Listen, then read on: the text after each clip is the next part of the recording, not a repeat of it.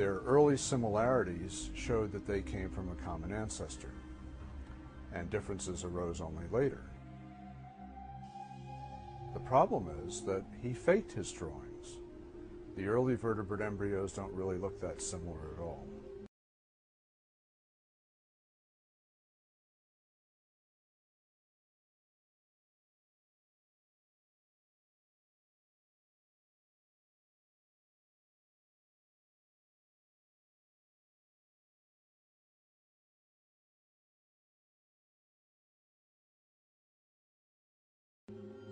The problem with Haeckel's drawings wasn't just that they were inaccurate, they were actually false in many cases.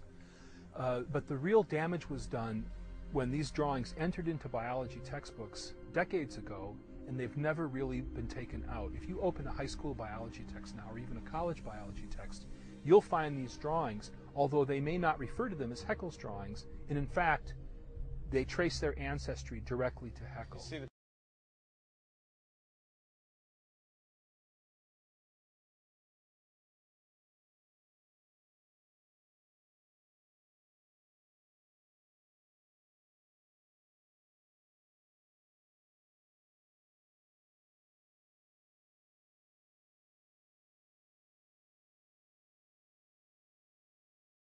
Pictures of the embryos. And it's really damaged our understanding of development and our understanding of biology in general. It's clear that Haeckel may have fudged his drawings somewhat to look more like his ideal than they actually are. Now, does that actually take away from what we know about the relationship of embryology to evolution? Not a bit. The whole Haeckel's embryo story has been greatly blown out of significance. It is a minor footnote in the history of science, and actually it's been known for 10 or 15 years that Haeckel's embryos are not to be relied upon. The reason why the diagrams are reproduced is because they're easily available. There's no copyright on them. It's an easy way to illustrate a point. And I would argue that the basic point that's being illustrated by those drawings is still accurate.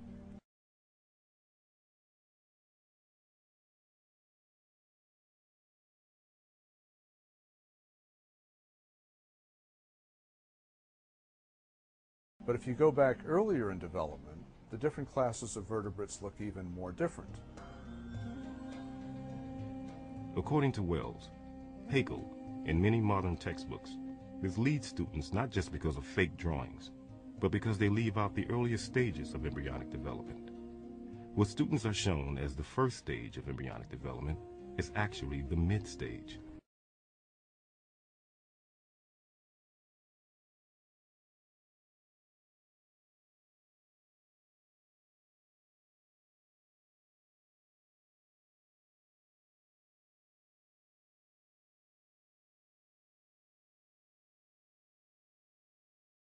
And very few textbooks show those earliest stages, and yet that's the whole point.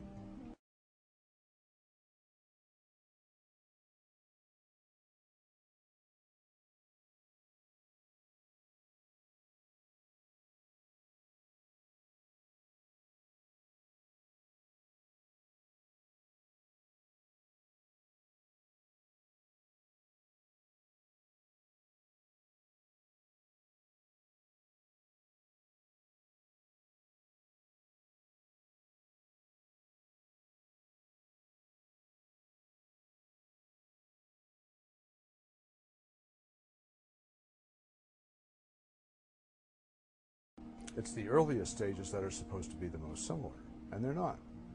Some textbooks actually use photographs of embryos, but they pick only that stage and those classes that happen to look most similar.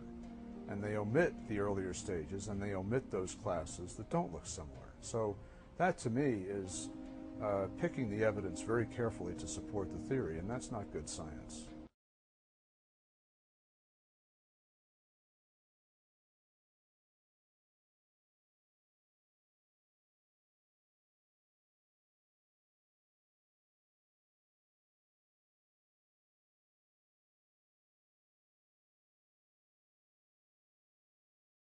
Wells is a critic of Darwin's theory, But even staunch evolutionists like Harvard's Stephen Jay Gould have criticized the use of diagrams based on Haeckel in textbooks.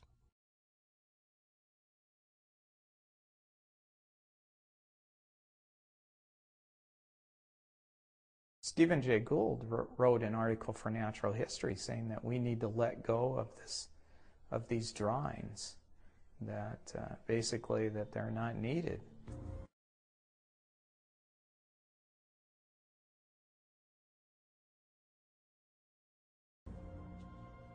But when DeHart requested permission to let students read Gould's article, that request was turned down too.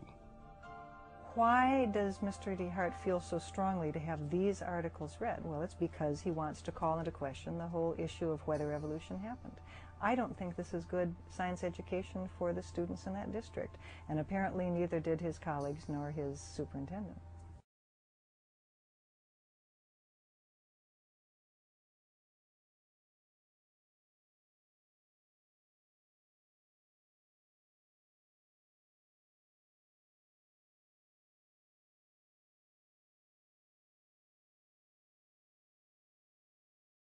We have a science curriculum. We have a mainstream science theory called evolution.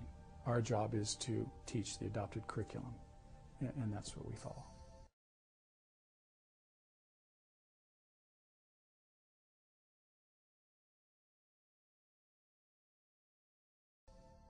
But just how important are Haeckel's embryos?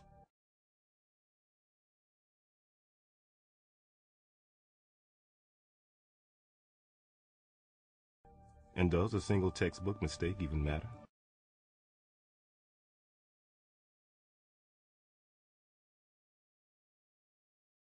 If Haeckel's embryo drawings were the only problem with biology textbooks, I would agree that this is an isolated error. The problem is that it's not the only problem.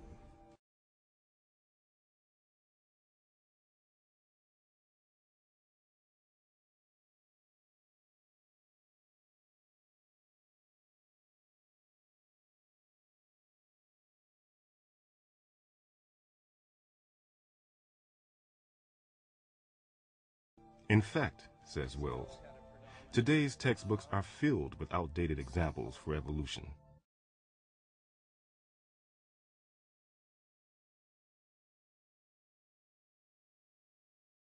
Which many evolutionary biologists no longer consider good science.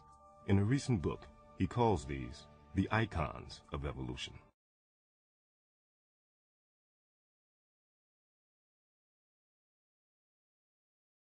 The icons of evolution, these are examples of textbook evidences that have taken on a life of their own.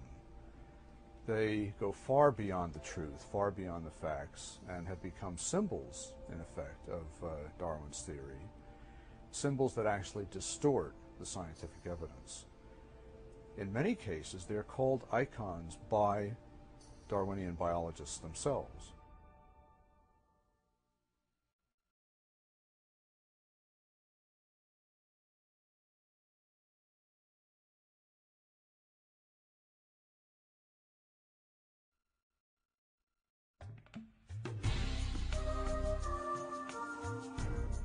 A second icon of evolution.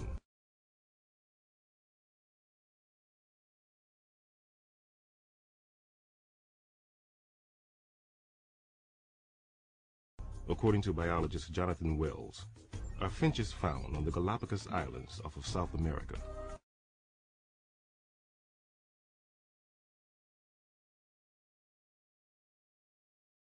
Islands Darwin visited in 1835 on the voyage of the HMS Beagle.